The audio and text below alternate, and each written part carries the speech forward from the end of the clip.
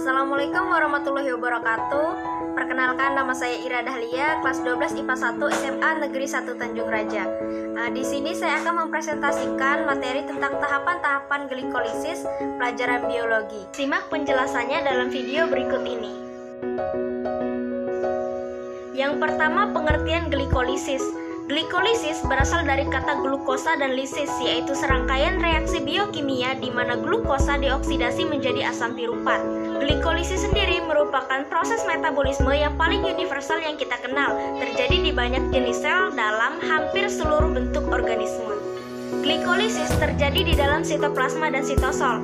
Hasil penguraian glukosa pada glikolisis berupa 2 molekul ATP, 2 molekul asam piruvat, dan 2 molekul NADH. Kemudian yang selanjutnya adalah inti dari materi kita, yaitu tahap-tahap glikolisis. Yang pertama ada tahap fosforilasi glukosa oleh ATP. Tahap ini juga sering disebut sebagai penambahan dari gugus fosfat pada jenis glukosa yang merupakan tahap awal. Yang kedua adalah tahap produksi fruktosa 6-fosfat. Dalam proses ini, glikolisis dibantu oleh enzim fosfoglukosa isomerase mengubah glukosa 6-fosfat menjadi fruktosa 6-fosfat. Yang ketiga, produksi fruktosa 1,6-difosfat. Tahap ketiga, fruktosa isomer 6-fosfat berubah menjadi fruktosa 1,6-difosfat dengan dilakukannya penambahan zat fosfat. 4. Tahap pemecahan fruktosa 1,6-difosfat.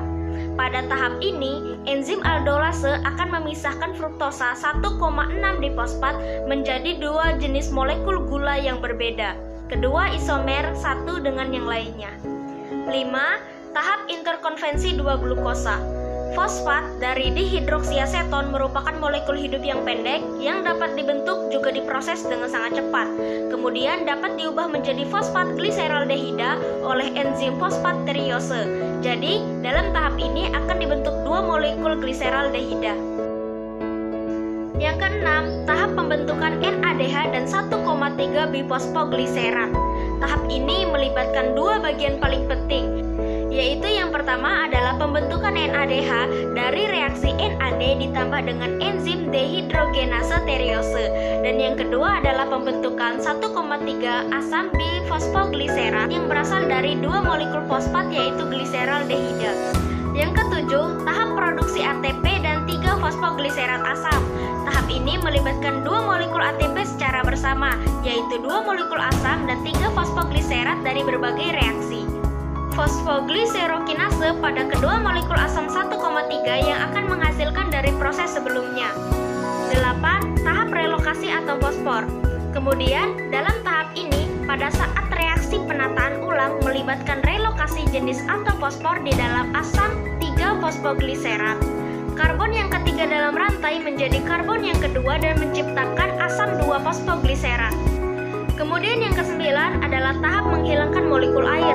Pada saat enzim enolase masuk supaya dapat menghilangkan sebuah jenis molekul air dari asam 2 fosfogliserat untuk membentuk asam yang lainnya, yaitu asam fosfoneol piruvat atau PEP.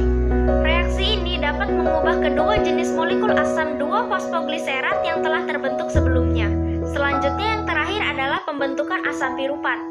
Tahap ini menghasilkan 2 molekul ATP dan 2 molekul asam piruvat dengan bantuan enzim piruvat kinase. Pada kedua molekul asam fosfoenol piruvat yang dihasilkan pada tahap sebelumnya. Itulah tadi penjelasan singkat tentang tahap-tahap glikolisis. Mohon maaf apabila ada kekurangan ataupun kesalahan dalam penyampaian saya. Semoga presentasi yang saya sampaikan bisa bermanfaat bagi teman-teman sekalian. Terima kasih. Wabillahi taufiq wal hidayah. Wassalamualaikum warahmatullahi wabarakatuh.